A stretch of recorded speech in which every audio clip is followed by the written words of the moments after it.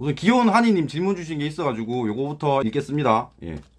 그러니까 로또 1등에 당첨이 됐어요. 예, 로또 1등에 당첨이 됐는데 이거 주위 사람들한테 나눠주고 싶다는 거예요.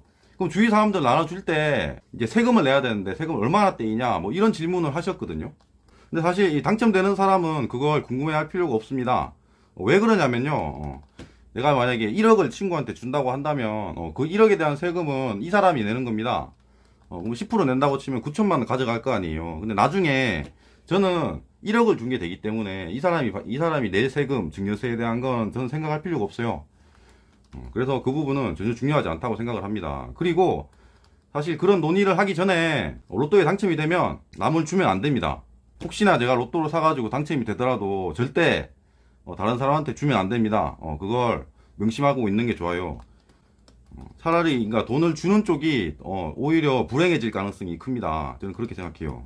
무지성의 시대님이 이제 또 질문을 올려주셨는데 10번째 남자가 컨셉인데 그 주류 의견에 반대하는 열람님 의견이 가능성인지 확신인지 궁금합니다. 이렇게 올려주셨네요. 지금 영탁님 팬들이 사실 좀 많이 구독을 하셨습니다. 실제로 지금도 많이 들어오셨을 거고요. 근데 이제 제 채널은 기본적으로 이제 그 소수 의견을 주장하는 채널입니다. 소수 의견이라는 게 보통 이제 마녀 사냥을 당하는 쪽이 될 거예요. 그래서 제가 영탁 편에 서서 영탁을 좀 방어를 하는 것도 있습니다. 그러니까 제가 이렇게 소수 의견을 주장을 할 때 이게 가능성인지 확신인지 궁금하시다고 이렇게 질문을 주셨습니다. 우선 그러니까 영탁이나 김선호 같은 사건 같으면요 확신입니다. 확신. 그러니까 적어도 그러니까 영탁과 예천양조 관련된 건 확신이거든요. 이게 그 확신이라는 게 좀 착각할 수도 있는데 이제 마녀사냥에 대한 확신입니다. 그러니까 뭐 영탁이 절대선이다, 영탁은 잘못이 막 1도 없을 거다, 이런 확신은 아니고요. 사실 지금 돌아가는 꼴이 예천양조가 잘하고 영탁이 마치 나쁜 사람처럼 이렇게 몰아가잖아요. 그러니까 거기에 대한 이건 영탁이 잘못이 없다는 확신이에요. 이제 박정윤 님이 또 글을 올려주셨는데요. 그동안 외롭게 싸워오셨는데 한 번쯤은 내가 왜 이러고 있나, 다수가 내 목소리를 들어주지 않았을 때 도중에 그만둘까라는 생각은 없으셨는지 이렇게 물으셨는데요. 그러니까 이제 외롭게 싸워온 그런 사건들이 있었는데 내가 왜 이러고 있냐, 어차피 아무도 내 목소리를 들어주지 않는데 지금 하는 게 무슨 의미가 있냐, 뭐 이런 식으로 생각할 수가 있는데 그러면 그만둘 수도 있잖아, 이런 얘기거든요. 사실 지금도 있습니다. 예, 지금도 그런 생각은 있고요. 제가 이렇게 소수 의견을 주장하는 이유가 결국 반대편에 있는 사람들을 이제 끌어들여서 이거는 마녀사냥이다 이런 얘기를 하고 싶은 거거든요. 사실 영탁 사건도 똑같습니다. 영탁 측에 서서 이렇게 이제 옹호를 하는 건 그 반대편에 성대준이나 이진호를 구독하는 사람들이 결국 제 얘기를 듣고 그러니까 바뀌어야 되는 거잖아요. 결국 뭐 딴 데도 똑같다고 생각합니다. 뭐 하재근 TV라든지 최교수 TV라든지 다 이제 영탁 옹호를 하면 그러니까 그 말을 누군가가 듣고 이렇게 변해야 된다고 생각을 하는데 사실 그게 쉽지가 않습니다. 쉽지가 않긴 해요. 사실 뭐 그 얘기를 들어주지도 않으니까요. 그런 생각은 듭니다. 무슨 뭐 계속 해나가야죠. 아직은 사실 잘 모르겠어요. 마녀사냥 당하는 사람을 대변해야겠다는 생각을 하게 된 계기가 알고 싶습니다 라고 얘기를 했어요. 사실은 정확히는요, 저는 이제 마녀사냥을 대변하겠다는 의미는 아니고요, 이게 그러니까 그 절대선 절대악에서 나온다고 생각을 합니다. 보통 사람들이 우리 편은 절대선이라고 생각을 하고요, 상대편은 절대악이라고 생각을 해요. 그래서 우리 편을 욕을 하는 이쪽은 다 나쁜 놈이다 이렇게 생각을 하는 경우가 많습니다. 거기에서 마녀사냥이 시작된다고 생각을 해요. 이 뭐 마녀사냥 당하는 사람을 대변해야겠다, 사실 뭐 이런 의도는 아니고요. 사람들이 이렇게 치우쳐져 있으니까 그러면 안 되겠다, 그런 이유가 크긴 합니다. 예. 마지막에 이런 얘기를 하셨습니다. 영탁의 불쑥TV도 뭐 구독해 주세요, 예, 이렇게 쓰셔가지고 진작에 구독했습니다. 예. 그 다음에 그 GIH님, GIH님이 부사관 하다가 회계사 하기로 마음먹었는데 그게 뭐 이유가 있냐 뭐 이런 건데요. 사실 뭐 부사관도 되게 좋은 직장이고요, 연금 빵빵하고 사실 되게 좋습니다. 예, 좋은데 나오기로 이제 마음먹은 건 그때 뭐 한 가지 사건이 있었고요. 그게 사실 뭐 별 사건 아니었는데 그냥 이러는 것보다는 나가는 게 좋겠다 라고 생각해서 그냥 나갔습니다. 이것보다 좀 더 좋은 걸로 한번 해보자, 그래서 나간 겁니다. 나가고 나서 당장 회계사를 하려고 한 건 아니고 이제 나이가 많은 상태에서 대학교를 다시 들어갔으니까 거기서 전문직을 하는 게 낫지 않겠나, 그렇게 해서 공부를 했습니다. 그때부터 그러니까 20대 후반에 대학교를 다시 들어가서 공부를 했고요. 그 대학교 졸업하기 전에 회계사를 붙었어요. 그래서 3년 만에 합격한 거고요. 3년 만에 합격한 건 사실 평균치입니다. 오래 걸린 건 아니에요. 빡대가리님이 마스크 벗어주시면 뭐 이렇게 쓰셨는데, 제가 사실 뭐 고소는 걸리지 않을 거라고 생각을 합니다. 이제 항상 소수의 의견을 얘기를 하다 보니까요. 그러니까 좀 적이 있어요. 적이 있어서 마스크를 벗기가 쉽지 않습니다. 예, 그러니까 고소는 안 당하더라도 혹시나, 아니 당연히 그 이진호만 하더라도 저를 뭐 좋아하진 않을 거 아니에요. 뭐 알지는 모르겠지만, 그러면 이진호가 내 얼굴을 깠다고 생각하면 제 뒷조사를 할 수가 있습니다. 야, 열람이 이거 어디 사는 누구고, 그렇게 하면 사실 좀 쉽지가 않거든요. 딱히 뭐 아직은 뭐 벗을 생각은 없습니다. 그냥님이 이제 올려주신 Q&A가 있는데, 1번이 이제 영탁 사건에 관심 갖게 된 계기나 이유가 있냐라고 말씀하셨어요. 처음에는 사실 잘 몰랐고요. 예, 실화탐사대 방송을 했습니다. MBC에서. 이때부터 많은 사람들이 알게 됐잖아요. 저는 사실 실탐 방송은 못 봤는데, 이제 그 젊은 층들이 많이 보는 유튜버 중에서 뻑가라고 있습니다. 100만이 넘는 유튜브고요. 얘가 그 방송을 하면 적어도 100만 명은 봅니다. 거기서 이제 그 실화탐사대에 나왔던 영탁 막걸리 사건을 다뤘어요. 그리고 나서 그 써니님이라고 이제 제 구독자 중에 한 분이 저한테 댓글을 달았습니다. 이거 영탁 사건 한번 찾아보라면서 이거 마녀사냥 같다고 딱 이렇게 말씀을 해주셨어요.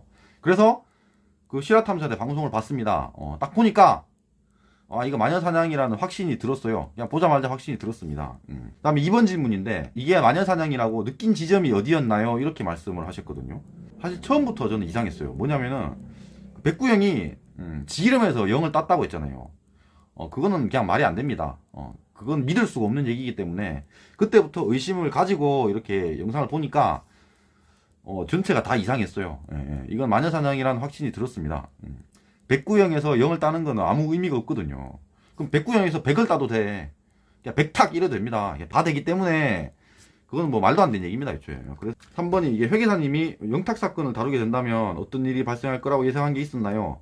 그러니까 팬들이나 안티 팬들이 뭐 반응 그런 거 말씀하셨는데, 사실 저는 별 생각이 없었습니다. 제가 3편까지 찍을 때는 사실 기존 구독자들은 별로 관심이 없었습니다.